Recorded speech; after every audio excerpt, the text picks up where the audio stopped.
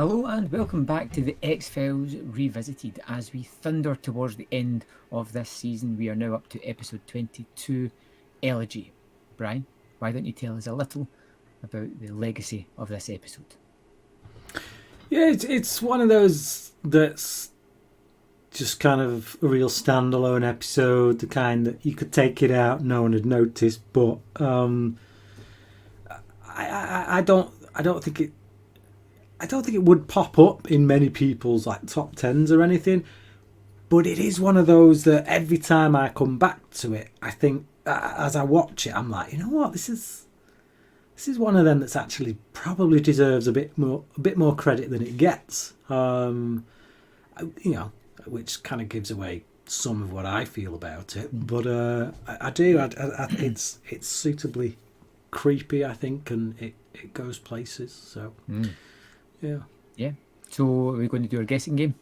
Let's do it. So 214 episodes, is it? Right. Where's this? Well, I feel like you've kind of gave it away there by saying that the fans don't think overly too much about this episode. Really, I think I'm going to go 93. 93. Okay, so it's 114. Right. Okay. Yeah. So it's that bang in the middle almost. How many episodes did you say? Yeah, just below. So 214, I think it is. So it's 114. So it's definitely in the bottom half. Right. And to say that you went with 93 and that was you thinking, ooh, if it's not quite loved as much by X-Files fans, then I'm going to go 93. But actually, go another 20 down, 30 down. Yeah. So I do think this is quite an underrated one, and I think let's get into it so that we can talk about why I think that is, I guess. So yeah, episode 22 of season 4, Elegy, kicks off in a bowling alley, and we kind of see people doing what they do in bowling alleys, and then we come to a chap called Harold, who looks like he obviously kind of suffers from some kind of mental disability, and he gets a little bit bent out of shape by the not having the shoes kind of paired up and done properly. He clearly works there. The manager's like, it's all right, Harold, just go on, you've been here all night. And he's like, no, I'm not done yet. And then we get a woman caught in some gears, which is quite so the manager goes down one of the bowling lanes because there's this kind of blockage, and when he climbs under it, he sees this woman kind of caught in all the gears, which obviously freaks him out. He runs out to try and get help, but when he goes out, there's a whole load of police out there, and he's like, what the heck's going on here? And he walks over, he's looking rather confused at everything, and then on the floor he sees the body of the woman that he just saw trapped in the gears. Cue opening titles. I'd say there's two things here that I think we need to talk about. First of all is that he's worked with Harold for years. There's a comment later on to let us know, and he knows that he's got this, it's almost like an obsessive compulsive disorder with the shoes. Yeah. And to aid him, he just starts firing these shoes in anywhere, completely freaking him out. And I'm like, why is he doing that to the guy? Totally riling him up. The body in the gears is phenomenal. It's one of the creepiest images I think I've seen in the X-Files. The silent mouthing of something, and the fact that it's all monochrome, everything. You don't see it as much in the opening one because it's in the gears, but but it's only the body that's monochrome. Everything else is in colour, but the body's in monochrome. Yeah, and it's creepy as hell. Yeah, it's just because there's just something off about it. Like if the whole shot was in monochrome, I don't think it would be as creepy. No. But it's just because it looks unnatural, because obviously it is unnatural. You know, like just random black and white person turning up in a colourful world, and that thing where somebody's mouthing something but you can't hear them. I always find that creepy because it's like they're trying to tell you something and you can't hear it, and it's like, do I want to hear it? You know, it's like, it's okay, I'm good, it's all right. You don't, I can't hear you. You know, so that is creepy. As for your comment about Harold, ashamed to say, you know, it is something I've done with my own child. You know, I know my daughter is autistic. I know that she has to do things in a certain way. But if I've had a long day and I'm feeling like I just want to get stuff done, like every father, I guess, there are times when I just get impatient and I do stuff that straight after I regret, and I'm like, oh man, I handled that wrong, and I actually like it because of that. It feels like a genuine moment of frustration. He does know this guy. He does know what he. Yeah, because he's trying to get him to go home. Yeah, like he's been there too long.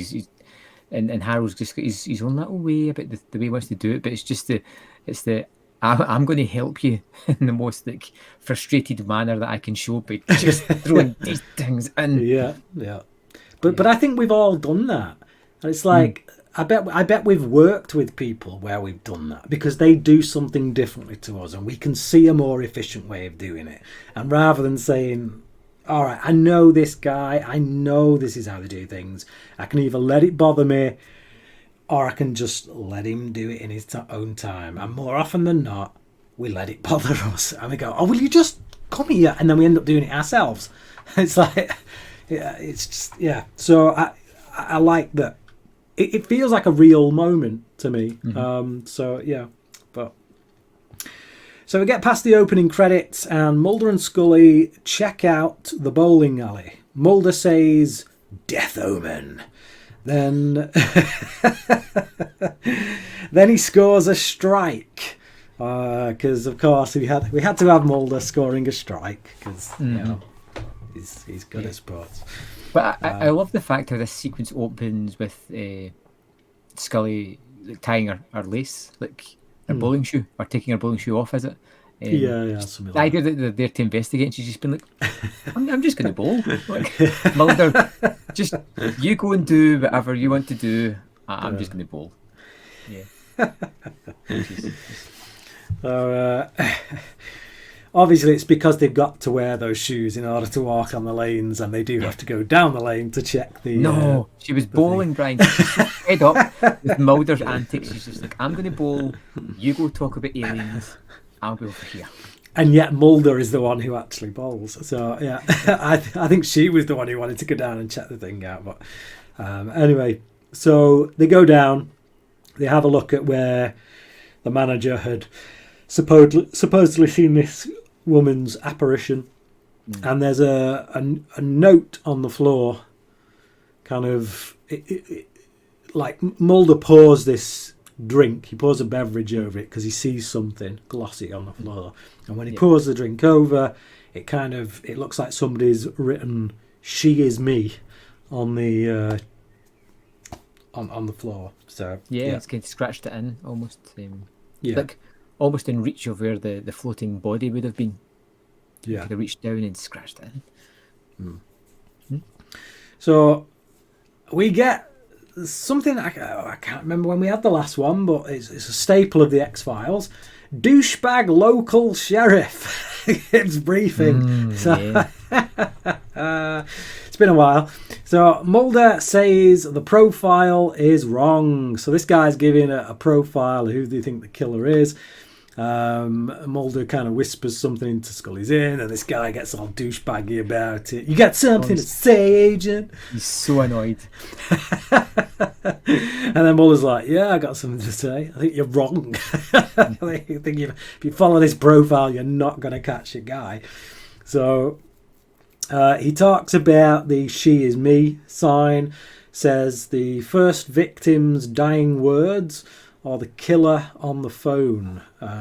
So not the victim they've been investigating, but apparently this is the one they're looking at is the second or third or however many down the line. Yeah, I think it's the third. Yeah, and so Mulder. They in the briefing, the guy talks about how the dying words or something was "she is me," and that apparently was the first victim's dying words on the phone, because she'd apparently been on the phone when she got killed. So he thinks there's a link. And obviously the douchebag local sheriff is like, yeah, whatever, come on. It's just like, as if we're going to investigate that. So, yeah. I love the little tete-a-tete they have where the guy's like, yeah, do you want me to get you the number and you can investigate that? and Mulder just, yeah, great, please, thanks, that'd be a great help. So the call traces back to a mental home where Harold resides. Yep. So Chuck takes credit for the call before admitting he lied. I love this He's guy. only a human being. I'm only a human being. It's just awesome. He's just like, yeah, it was me. It's like, I'm sorry, I lied. Seen the Elephant Man too many times. So, I'd be interested to know at what point you realised who the killer was. It's when the person, the killer, I know we're going to spoil it anyway, is talking to Harold later on. Late on. Yeah. So but I feel like that's when you were supposed to notice. I feel the thing is, when you look at the episode, when you go back and you watch it, it's so blatant. It's so blatant who it is. No, but like, it's just like if you watch the way she reacts to things, the way she listens to things, and it is blatant. But so Scully notices a detail in the photos: a ring swapping fingers. Mulder thinks Harold is responsible for the call. So apparently one of these women that was killed, they clearly had a wedding ring on the finger, but it had been taken off and swapped onto a different finger. Yeah. And this kind of leads into the idea of Scully like just bowling while Mulder was investigating, because she definitely was. Where he's like off here again on another tangent. So he's just like, you know what, I'm going to go through the case file and look for actual evidence. But she finds something which is really kind of cool. Yeah. So they question Harold, who freaks out when asked if he's seen a ghost. So it's like Mulder is just, as usual, upsetting the mental patients. Yeah. Makes a deal. If you go right back to the pilot episode when he leaned into the woman in the mental home and he leans into Scully, doesn't he, and says something that he knows is. It feels like he knows it's going to set her off. I remember commenting about it way back when, but yeah. So this is totally Mulder's MO. Let's see if we can get a reaction out the mental guard. Yeah. So he freaks out during the ghost. So Scully reads Harold's file, which reads as atypical autism. So she thinks he's the killer because he has the moving things around condition. So obviously the ring that moved from one finger to another. He's got this like obsessive compulsive kind of aspects to his autism, which I'm sure wouldn't fly in a TV show today if they said it. I think back in the 90s, they were a bit more kind of less understanding, shall we say, of just exactly what autism was. Yeah. So Mulder thinks no, because he's It's not spooky enough. It's not spooky enough, no. So, yeah, he thinks no. Scully gets a nosebleed because we've got to be reminded, of course, that she does have cancer. So she goes to the washroom and sees a vision of a college girl with her throat slit, which Mulder comes in and tells her has actually happened. So, if you remember last episode, I told you there was a scene that just gave me chills. This was it. I saw this back when I was in high school. I think it was this would have been 94, I think. So, yeah, I was 14. I was in high school. No, I think it would have been later, Brian. We did not know. Just about 96. Is this one 96? Oh, yes, 96. Sorry. So, I was still in high school because I'd just gone into sixth form. And I hated high school corridors. I hated going down a long corridor when there was no one down it, only to go in a bathroom stall that had no one in it. And it used to always freak me out, especially after seeing like this. I just remember like just this moment just freaked me out because different things like weird out different people, don't they? Some people are scared by alien movies. They don't scare me at all because I know that they're all make-believe. Some people are scared by slasher movies. They don't scare me at all because they're whereas no, they're just fun.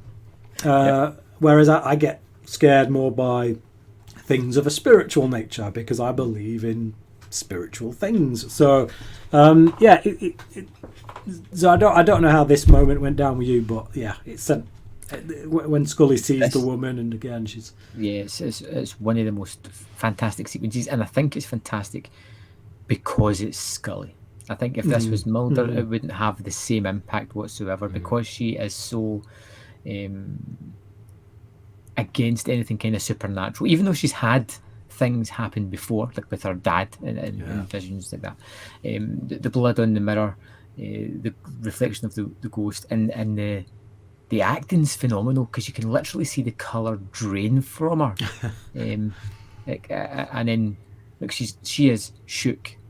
Like there's not any like I don't feel like she's going, oh, I've got a firing synapse that's doing this, that's making this happen, and I'm having a vision. There's nothing. She is shook to the core by this, so much so that she takes herself out of the case. Yeah. Which is unlike her 100%. So, yeah, I think this was a phenomenal scene. Yeah, definitely. So,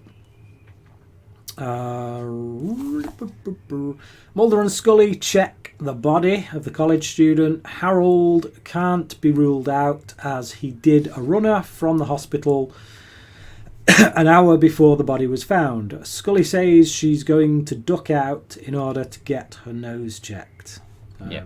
Which is, at that point, is convenient for her because she's just freaking out and thinking, actually, I'm going to get my nose checked because right now this feels more normal than whatever the hell that was I just witnessed.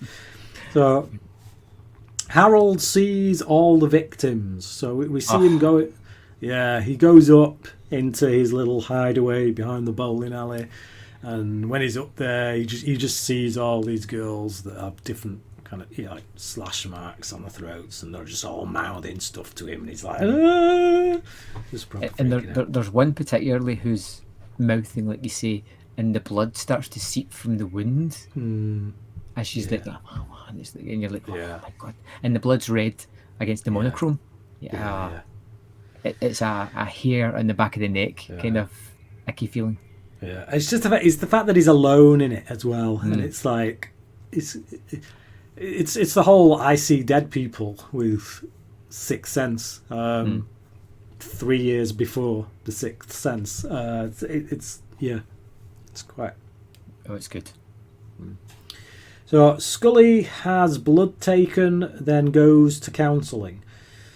Says she hadn't realised how much she relies on Mulder's strength and passion to keep her going, then tells her about her vision.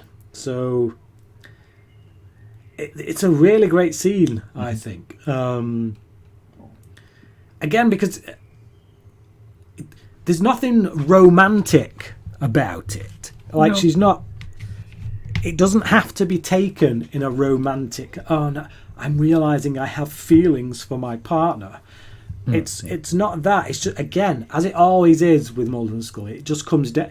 You can just put it down to sheer professional respect and knowing that actually working with this person keeps me solid, keeps me stable, keeps me grounded, and having to reason all their wacky theories all the time keeps me on a kind of a straight path, so to speak. And it's just nice to actually hear her say that out loud to someone. I don't know how you felt about that scene. This was a scene that could have gone a wrong way. I'll say. I feel like it's done right, but it could have completely derailed this episode if it wasn't handled appropriately. And I like it because it gives you an idea into, again, Scully's illness. It's bringing it back to the forefront. It's giving an idea of where she is mentally in all this situation, how she's relying on the distraction that Mulder brings, as well as being a support to her. It's a nice little sequence. And I know you said at the start of this episode you could take this out and not miss anything, but I think that running theme throughout this episode of the relationship between Scully and Mulder, which is touched on a little bit here, and then at the end of the sequence, I think is important to the overarching story, I think. I do. I still think that, you know, if you took it out, it's. I don't mean like you wouldn't miss it as in. Yeah. I get you. It's just and that's the way it is with a lot of standalone episodes that are so good you wouldn't want to miss them. But it's just like check it out. It's a little it's a little sweetener. It just adds to that whole story. Yeah. So. It rewards true fans. That's the thing. Like if you came into this episode as a casual viewer, you hadn't seen it for a while, you didn't even know Scully had cancer, you'd be like, I have no clue what's going on now. What's up with her? Why is she? Whereas, in that situation, this sequence would kill the episode for you. Yeah. So Mulder goes to the bowling alley to look for Harold. The manager says no way is he guilty. Mulder chases Harold and finds him chanting, "She is me, she is me, she is me, she is me." So Harold is interrogated by douchebag cop. Oh my God, Brian! The lawyer's there, and she's like, "If I see one sense of you pushing things too far, I'm going to stop this immediately." And the cop's first question is like the most aggressive. You did it! You did it, didn't you? You did it! It's like, what an ass! What a great ass! It's like, you know, I think at some point we should do a top 10 douchebag sheriffs of the week on the X-Files. This guy would rate quite highly. So surely in that amount of time within that business, you must learn to tailor your interview technique to whoever you're dealing with, and like straight up aggressiveness is only going to close this guy down. The thing is, like, I think about that, and I think this is stupid. It's like as if a cop would act like that, but then actually I think about like cases for, was it early 90s or late 80s, that guy who was it was further back, I think. So it was when we started Capital Punishment. There was a guy who had, I think he was autistic, to be honest. And the film was made of it, Let Him Have It type thing. It might have been, yeah. But he got the chair or whatever it was we did, but hung. So he got hung, but then a few years later, evidence came to light that showed he was innocent. But the cops were just because they knew he was mentally disabled, and they knew they could get a confession out of him, and they just wanted it done, dusted. They just like brutally went after it. Like, I'm sure there was a case in the 90s, early 90s. Obviously, we didn't have capital punishment back then, but there was a bit of a stink with regards to police behaviour in regards to, because I remember a tape coming out from the interrogation room, and people were just like, "What the hell? You can't talk to people like that when they're clearly like they've got mental disabilities." So yeah, so again, it's that flip side of like, yes, people shouldn't act like this, but the question of whether they do or not. Yeah. It's sad to say that, unfortunately, I think there are some that do. Yeah. So, back to the bowling alley to search for ways in or out. They find Harold's scorecard. Hang on, have I missed something? No. Oh no, yeah, just that Mulder is far more compassionate. He asks Harold to help him prove he didn't do it. So. Yeah, so that's when they go back to the bowling alley. So again, that's a really lovely moment. The thing with the numbers in that interview as well, where he says a name. Yes, yeah, because he's well that yeah, and he so then they go to the bowling alley. But it's just nice that actually Mulder, he gets Harold to cooperate by not being a douchebag, by actually like Mulder knows when to pull triggers. Yeah. When to look, we need this guy to react, so I'm going to say something, see what happens, but I'm not going to bully him. And here he knows actually now's not the time to pull that kind of trigger. I need to tell him that I'm on his side, and it's a nice moment. So yeah, so they go back to the bowling alley to search for ways in or out. They find Harold's scorecard wall. Harold sees the manager in a vision, freaks out, then runs off. And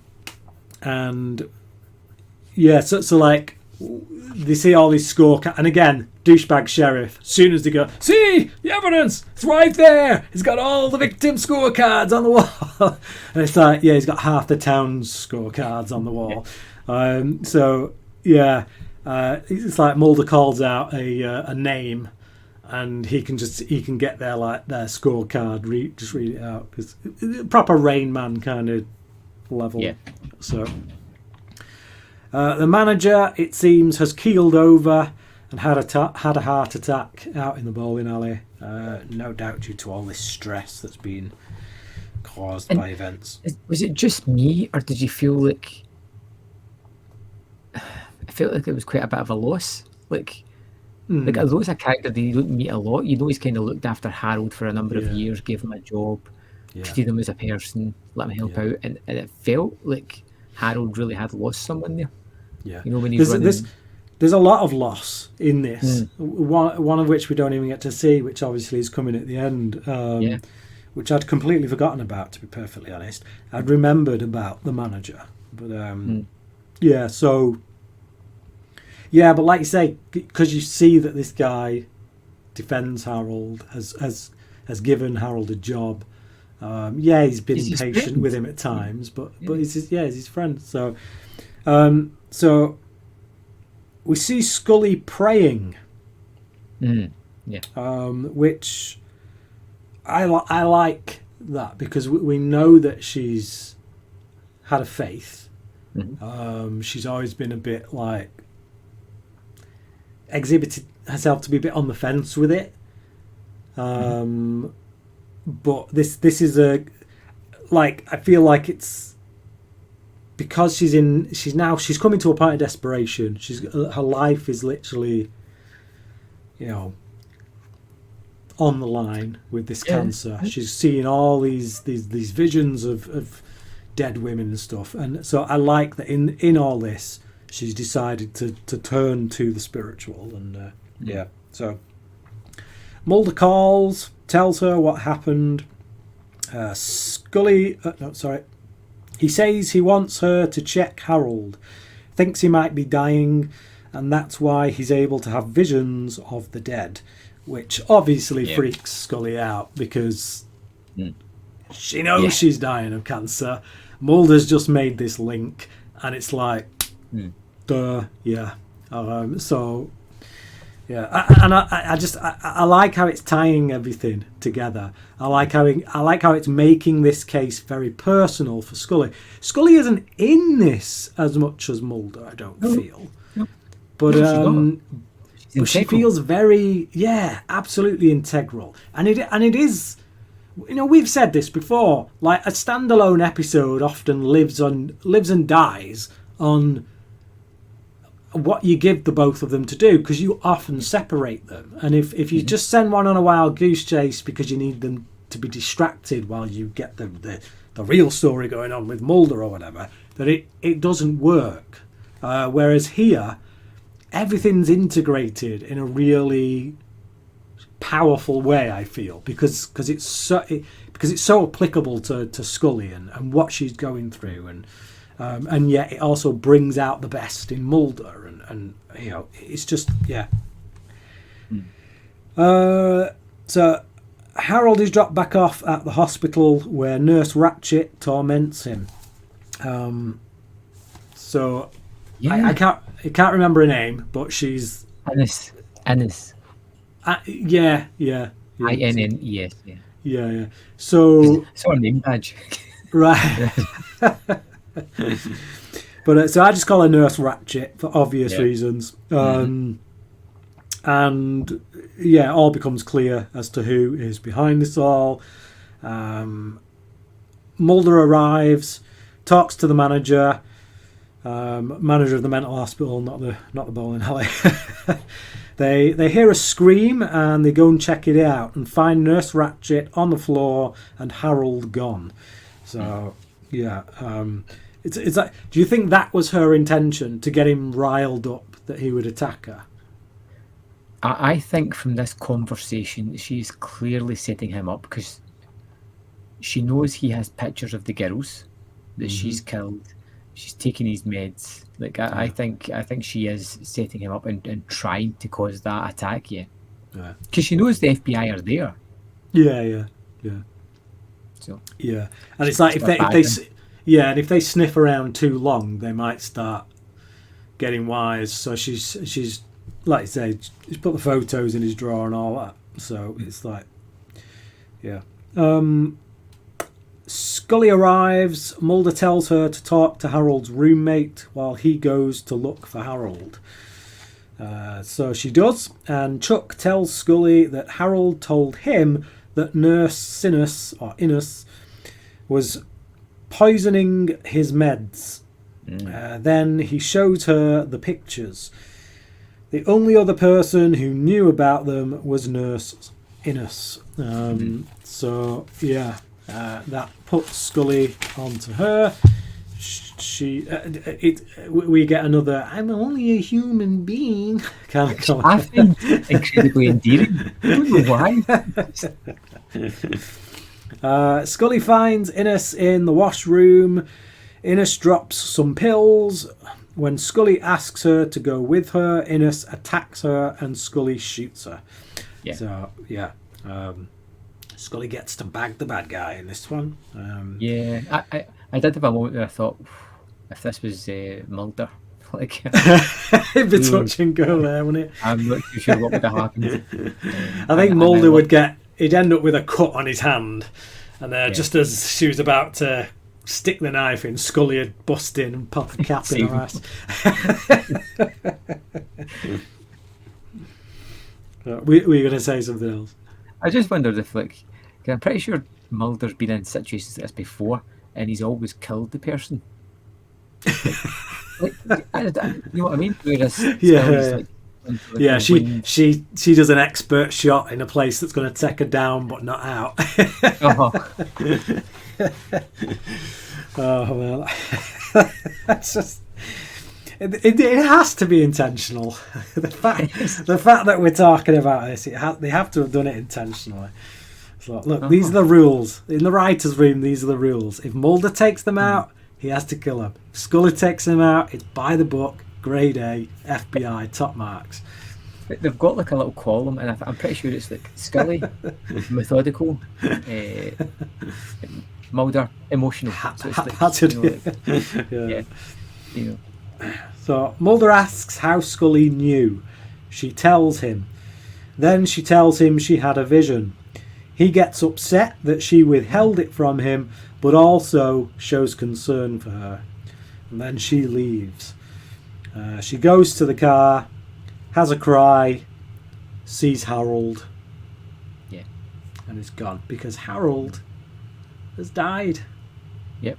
He's had a heart attack. Really sad it's just, that you don't. Yeah, it just happened. It's a bit of a sad ending, isn't it? Yeah. And what I like about this, the whole subtext of this, or not even the subtext, the whole text of this episode is when people are about to die here, they see dead people. Mm-hmm. You know, you see it at the guy at the start in the bowling alley, which I didn't put two and two together until later on. You know, he's seen that, so he dies. Yeah. And Scully's seen a body, and you know, like the obvious conclusion there. Yeah. So. Yeah, and it's just, and I think the whole episode in general is about mortality and the fact that we're all only 2 steps away from death.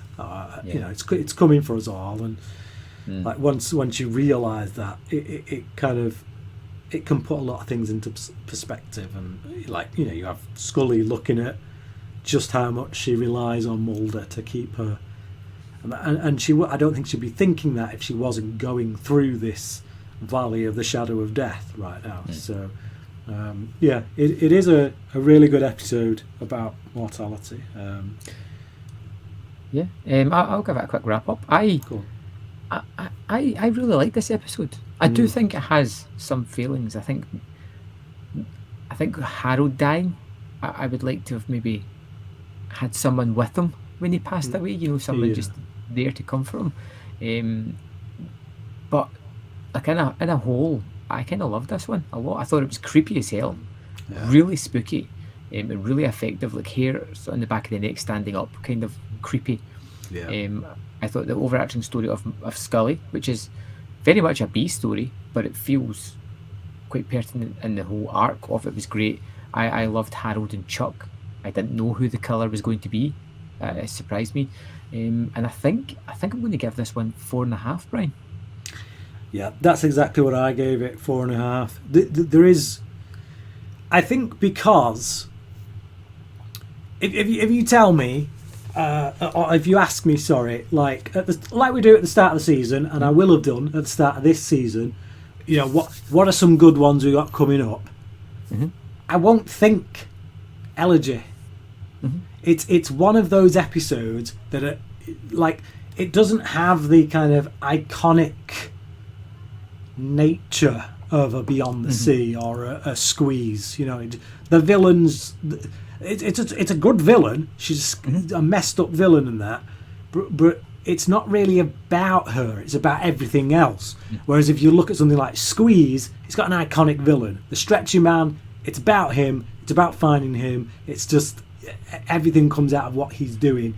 So it's iconic in that way. Or if you've got like a Home with it, like everybody remembers the inbreds.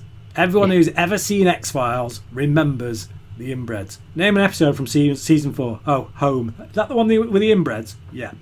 And it's just so, and I think it's because of that it's just like, because it doesn't have that thing that makes you really off in a list when you're trying to think best episodes.